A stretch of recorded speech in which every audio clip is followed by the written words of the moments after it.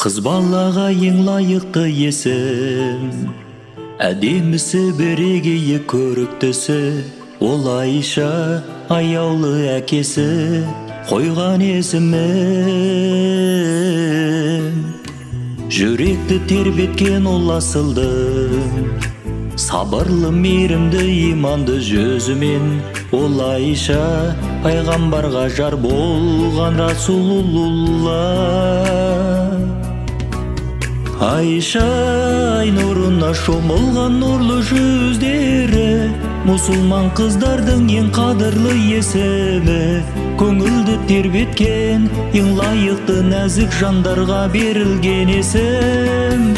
Айша хаббақил хаму хабба ман юқибу, фортиста қабу насили қулубу муслимин, бинтуба бибракил Айша хаймурулу, Хабиб Ракил ханна Расулулла. Мұсылман қыздардың ең көрікті, имандылығы нұрлы көркем жүздері, ол Айша есімге лайықты иманды қыздар. Қос қолымен әлемді тербеткен, есімдері бүкіл әлемді сөйлеткен, ол Айша пайғамбарға жар болған Расулулла. Айша ай нұрына шомылған нұрлы жүздері, мұсылман қыздардың ең қадірлі есімі, көңілді тербеткен ең лайықты нәзік жандарға берілген есім.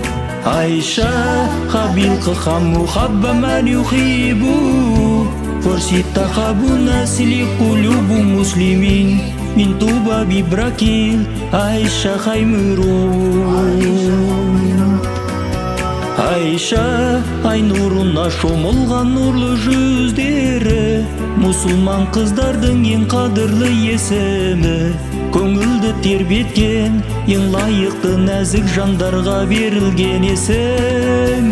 Айша хаббақил хаму хабба ман юқибу, форсита хабу насли кулубу муслимин, бинтуба бибракил Айша хайру мумлу, Хабиб Ракил най Расулулла.